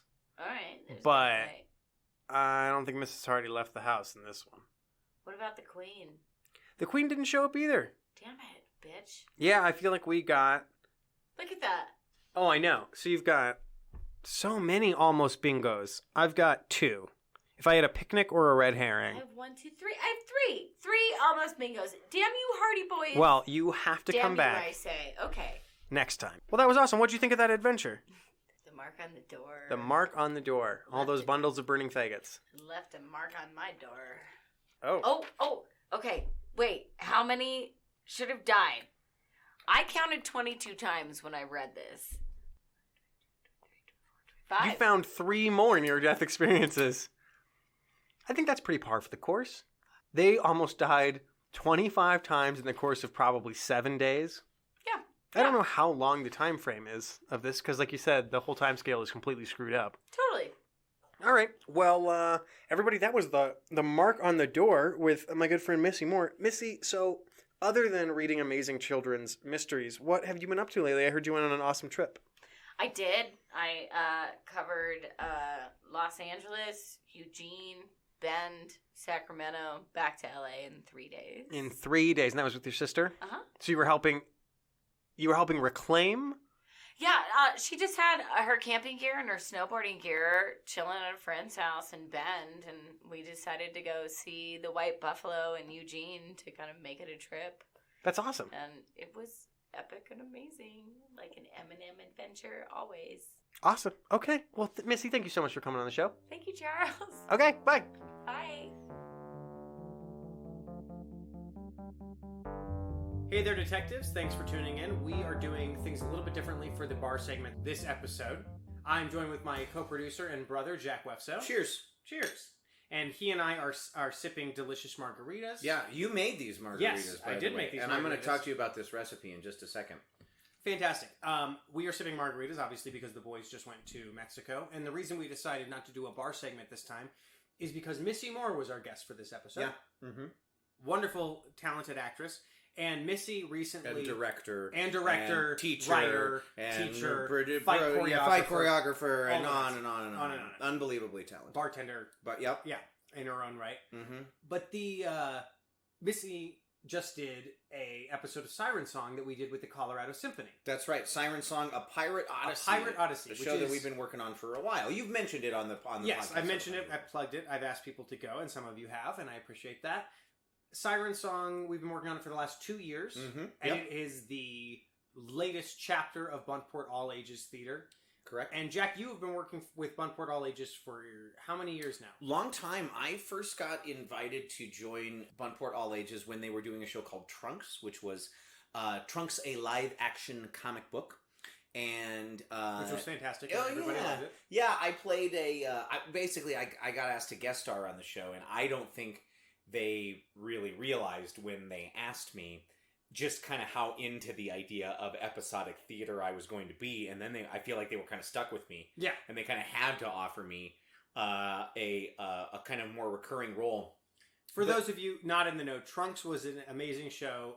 Who were the main regulars of Trunks? Well, the core cast of Trunks was Jess Robley as Yes. Trixie Trudfelt, Who has been a host on the show. Mm-hmm. Yep. Yeah. Oh, yeah. Jess has been on the show. Mitch Slevick, who has also been on the show. Who played Walter Cosmic, a.k.a. The Volt. And then the third member of their trio was a giant Amazonian Scottish parrot psychologist named Scott. Scott Parrott. And Scott was played by many Denver actors over the years. Scott's really just a costume that different actors won wear. Best He won actor. an award. Yeah, he won a Denver Post Ovation Award back when they used to hand those out. They're now called the True West Awards, and John Moore, who still did them for the Denver Post, does them now. But yeah, he won a Scott Parrott won Best Children's Theater Actor, which I think was a nod to the many, many actors that have performed the role of Scott, and more than that, a nod to all of the Buntport, children's theater. He was a good representation of the show. Exactly. And then Trunks went for how many years? 8? Trunks ran for 8 years, but I didn't join until near the end, the last 2 or 3 years. And then after that, they asked me to come on as a permanent cast member for the next iteration of the All Ages show, which was a show called Duck Duck Doop. If you imagine like a vaudeville variety show matched with a game show, that's kind of the feel that it had. There were pork pie hats, there were suspenders. Exactly, that's right. And we told the audience 3 stories, 2 of which were based on cold hard fact. One of them made up out of thin air. It's nothing but a dupe. Exactly right. Yeah. And we did that show for 4 years, and it was a tremendous amount of fun. And it was Jess Robley and Mitch Slevick and Josh Hartwell were writing the scripts for it. Who has also been a host on the show. Yeah, that's right. Josh has also been on the show. A lot of Buntporters come around. Yeah, that's very, very true. And I think you got more in the stable coming up. Hopefully. Yeah, absolutely. That'd be nice. And we did that show for 4 years. And then, you came on board with Siren Song in, what would that have been, 2016, I guess. Yeah, so for the last 2 years, I have been incredibly fortunate to get to write a new episode of Siren Song every single month. Mm-hmm. And I have met some absolutely incredible people that I never would have met through... Absolutely. Through this great show. And including Missy Moore, who was our guest. Yes, well, I knew Missy through you. That's true, before, but Missy has been one of our regular and most favorite guests from on episodes of Siren Song. Mm-hmm. Yeah, she's played multiple roles. She's played an old lady who lived in the mountains. Yeah, a goddess of the mountains. She played a pirate. Yeah. She's played many other things. Yep. Fish monsters. Yep, exactly. Fish monsters. She back in Duck Duck Doop, she played a gorilla, among other fantastic things. Yeah. And we're ending Siren Song. Our last episode was May 12th. Mm-hmm. So, to listeners, that happened like 2 days ago for us. So we're still kind of pulling ourselves back together. It's still a little raw. Yeah. And then the weekend before that, was that just the weekend before? It was just the weekend before. Oh my God. Crazy turnaround. We did a show with the Colorado Symphony with Missy Moore and Lindsay Pierce. Yeah. That was... Did I forget anybody? No, that was... They were our guest stars. Yeah. They were our guest stars. I mean, we also had a lot of additional help from the outside. Oh, yeah. Absolutely. Yeah. But we... But Christopher Dragon, who was the conductor of the Colorado Symphony, was wonderful and accommodating. Mm-hmm. Everybody that we worked with at the symphony was great. Yeah, I'm never gonna forget that experience. Neither will I. It was amazing. You know, I think it's safe to say now that you know this whole thing was over that the process of putting this show together wasn't always easy. No. And you know, it's a lot of people in the room, and I love the collaborative nature of Buntport, but part of it was scheduling. Very rarely were all of the cast in the same room at the same time, which is incredibly. It's hard to I don't think people understand how difficult it is. It's hard to rehearse a play without everybody in the room. It's even harder to rehearse musical choreography. When you're like, and then I pick her up and lift her through the air. Right, exactly. And also, none of us were dancers. Right, that's true. true. A lot of us are... hilarious physical comedy actors. Yeah, exactly. Our real mover, Missy especially, has always been, you know, amazing in the movement side. But none of us were really... dancers or anything like that. So I think all of us stepped out of our comfort zone for this piece. And I think there were a lot of times during the process of the symphony show where it felt like we were kind of slamming our heads against the wall, and are we ever going to make this work? And is it, you know, are we only going to ever get it to kind of 80%? And that's how it will always be. But as soon as Chris Dragon, as the conductor, went out there and he raised that baton in the air, and he brought it down, and the entire symphony started playing, and we all turned to each other and we were like, this is amazing. Yeah. I'm so excited we're doing this. This is going to be great. But I am... I'm sipping on this margarita that you made. Anything you want to say about the end of Siren Song beyond that? Other than that, just... It was an amazing, incredible experience. It was a great opportunity. And, yeah. And it's one of the most fun things I've ever had. And it's the most fun I've ever had writing anything in my life. Yeah. I've never written something with so much well thought out and deliberated structure and so little sense. Yeah. And I love the combination of those things. Tell me about this margarita. Now, you and I share an opinion that margaritas are made overly complicated. Yes. By the people who make them. They're made overly complicated and overly sweet. Exactly. So go through when your average listener orders a margarita, go through what normally happens. Great. So I've worked at college bars, I've worked at casino bars, and depending on the quality of the establishment that you go into, and you should always remember that your drink is only as good as the cheapest ingredient that goes into your drink. It's a good rule of thumb. Right. So the lowest quality ingredient in the drink will be the bar at which that drink can sit. When you go into a restaurant, or usually not, but if you go into a place and you order a margarita, they are going to take Jose Cuervo, or whatever their well tequila is, probably Ron Diaz, something like that. They pour a shot, maybe 2 shots, into ice. Then they take a bright green Mr. and Mrs. T's margarita mix. Yeah. They fill it, they stir it, they put a lime in it, and they serve it to you. And Mr. T's is almost entirely sugar. It's more, closer to Kool-Aid than anything else. Yeah, that's what it tastes like if you drink it without any liquor in it. Right. It tastes like Kool-Aid. It tastes like Kool-Aid. And that's what you get when you order a drink. And you're going to get that drink, and it's going to taste bad, and it's going to give you a headache because it has so much sugar in it. And it's too sour, and it's too sweet more than anything, so the flavors aren't balanced. margaritas are so easy. It's bizarre that they think that they need to try to simplify them because they're 3 ingredients. You need tequila, a good quality tequila. You need triple sec of some type. Yeah. Use Cointreau. There's no reason not to. It's the best out there. It has the most consistent, delicious flavor. Well, it's not going to break your bank. No, it's not. And you can also use it in sidecars and stuff like that. It's versatile. And you don't really drink a lot of triple sec No, neat or on its own. So it's all in the back. You buy a bottle and you just keep it forever. Yeah. And then lime juice. Yeah. And of course salt to rim the glass. Right. And I love a lot of salt. I love a lot of salt yeah. too. You and I both, when we go out to eat, we will order a little extra bring me a shot glass full of salt. I don't use a whole shot glass full of salt. But sprinkle it in the drink as you drink it. And you just do the classic 3-2-1, which our dad taught us. Mm-hmm. Yeah. And now it's the most versatile rule in the world, and anybody who makes any type of cocktail needs to know the 3-2-1 rule. I think David Embry was the name of the guy who wrote 6 Essential Cocktails. But he was a cocktail book writer who wrote a very hysterical, I think it was the 1940s. He wrote a cocktail book that's really funny, really opinionated and political and all that great stuff. And he outlined the construction of a drink, which for him, I think his was like a 1-2-8. It's all parts, but 3-2-1 works perfectly. Right. You have a base, you have a modifying agent, and you have a flavoring. And all the classic cocktails are built with this ingredients. For a Manhattan, your base is rye whiskey, your modifying agent is your sweet vermouth, and your flavoring is your bitters. So in that case, you would use 3 parts of your rye. Yep. You would use 2 parts of your sweet vermouth. And because it's bitters, you do a dash, but 1 part of whatever your modifying agent is. A daiquiri, rum, lime juice, and simple syrup. So there should be 3 times as much rum as there is simple syrup. Yeah, exactly. Yeah. And twice as much lime juice as there is simple syrup. Right. It's an easy way to balance drink. Margaritas are the exact same. 3 parts tequila, 2 parts triple sec, 1 part lime juice. It doesn't have to get any more complicated. And it doesn't have to be 3 shots of tequila. No. No. For me, people have their own, and I'm sure there are exact measurements for what's supposed to be a part in cocktails. Yeah. Depending on the glass is what I usually decide how many ounces are in the glass. But I usually use half a shot, half an ounce as my part.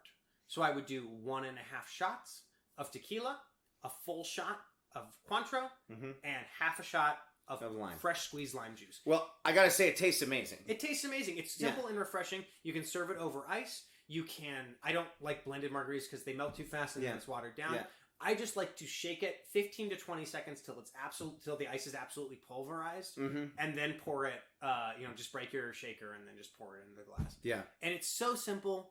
It doesn't need to be as complicated. Yeah. And you don't have to buy those sugary juices and stuff. There's no reason for that stuff. And I definitely recommend having good tequila when you're going to make margaritas. But if you have any quality of tequila and you feel like it's too harsh, or even it just tastes too much like tequila, you just add half a shot or less of simple syrup and just sweeten it up a little bit. Yeah. But a margarita should really be as sweet as a lime is. And limes are naturally sweet. And, so to celebrate the boys going down Mexico way, down South America way. Well, no, that's Portugal. You're right, right. Yeah, absolutely. But yeah, I think it was a good fit. So cheers. Cheers, absolutely. And so long to Buntport All Ages. Oh, it makes me so sad, but it just means that there's new things in our future. Absolutely. Yeah. So, like, At Any Rate. Oh, right. We can talk about that. We have a new web series. It's called At Any Rate. You can watch it at anyrateshow.com, and we will have more news to share with that in the future. Okay. Thanks, listeners. See you soon. The Hardy Boys Drinkbook podcast is produced by Jack and Charles Webster. It is a part of their network. Our graphic design is done by Kristen Hallstrom, and our theme song is by Danny Overby at Round 2 Productions. Special thanks to Missy Moore and to everyone from Siren Song. We're going to miss writing that ridiculous show. Thanks for sticking with us, and tune in soon for the Hardy Boys Drinkbook number 14, The Hidden Harbor Mystery, featuring Patrick Sullivan.